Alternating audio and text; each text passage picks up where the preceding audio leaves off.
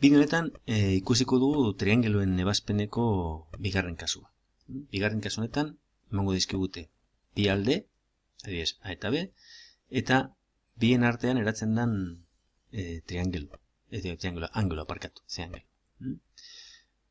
Bueno, ez dakigunez zuzena dan edo ez, derrigor erabili bera izango ditugu, kosinoen teorema eta sinoen teorema gehi AGBGC angeloen batura 180 gradu direla.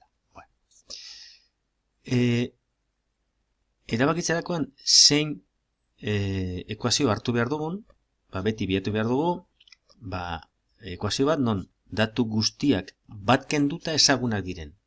Eta ez ezaguna den datu hori bakantzeko. Kasu honetan, bakarrik betetzen da hori azkenengo ekuazio honetan.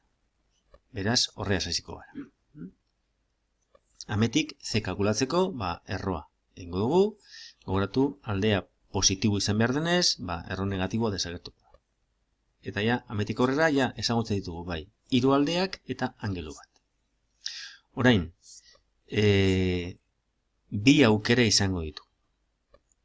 Angeluak kalkulatzeko hiru aldeak ezaguna direnean, kosinoen teorema izango dugu erabili. Bai B eta bai A angelua kalkulatzeko. Baina, bai, sinoen teorema izango dugu erabili, ze kasuetan C aldea ezaguna denez, zatiki hau ezaguna da, eta beste zatiki bietan aldeak ezaguna direnez bakarri faltatzen da angelua kalkulatzeko.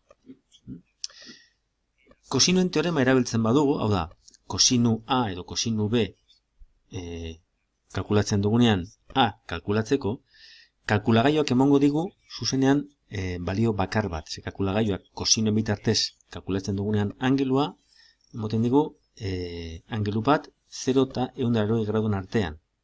Eta bigarren aukera izango zen 180 baino handiagoa den angelu bat. Eta hori ezin da izan triangelu baten angelua. Beraz, kosinoaren teoremaren bitartez egiten dugunean, angelua beti izango da kalkulagailuak emoten diguna. Zer gertatzen da sinoarekin egiten dugunean? Sinu kalkulagailuak emango digu 0 eta 90 arteko balio bat. Baina, angelua, baina 180 ken angelu hori ere da bigarren aukera. Eta izan lehike bigarren aukera hori izatea behar den angelua eta ez zorrotza da.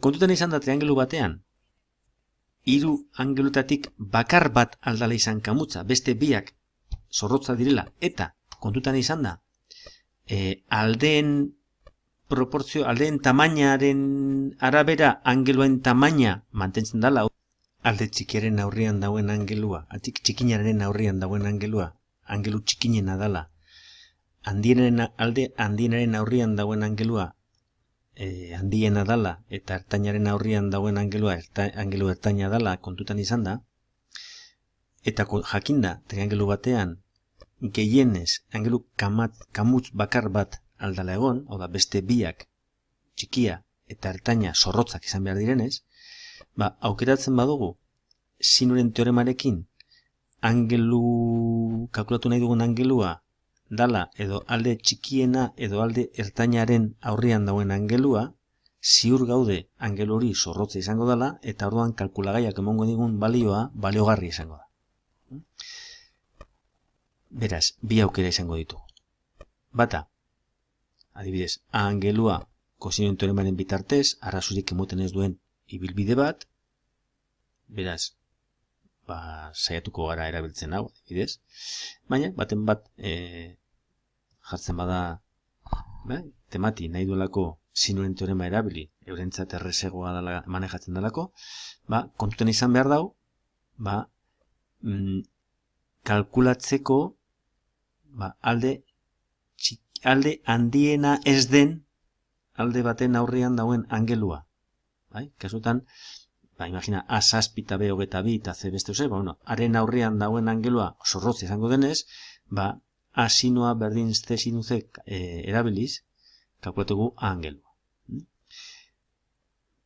Berdin da, bide hau zein bestea erabilita, hirugarren angelua beti, kalkulatzen da, jakinda, A, G, B, G, C, 180 gradu direla. Vale? Bueno, ipiniko adibide bat. Suposatuko triangelu honetan A aldea 7, B 22 eta C angelua 40 gradukoa. Bueno, lehen komentatu dugu moduan, hasten gara formula honeaz. Ordezten ditugu datuak eta C kalkulatzerakoan erro negatiboak kentzen dugu eta emoten dugu 17,24. Bueno, 17,23 bost jarretzen dugu, baina borobiltzen dugu bi zifra matarrekin. Beraz, hemen errore txiki bat egiten dugu hau idazten dugunean. Horrexegatik, sarri esaten dugu, zehatzak ez diren datuak alde neurrian ez direla erabili behar. Gure kasuan, ez dago beste armaiorik, erabili behar izango dugu, beraz, aurrera. Jotzen badugu, ez dugulako nahi pentsatzen jarri, ze angelua dan aldean txikienaren aurrian dagoen, atolako gauzak espaitugu kontrolatu nahi, kosinoren teorema erabiliko dugu, adibidez, A angelua kalkulatzeko. Beraz, idazten dugu formuletan datuak eta bakantzen dugu kosinoa. Kosinoa bakantzerakoan,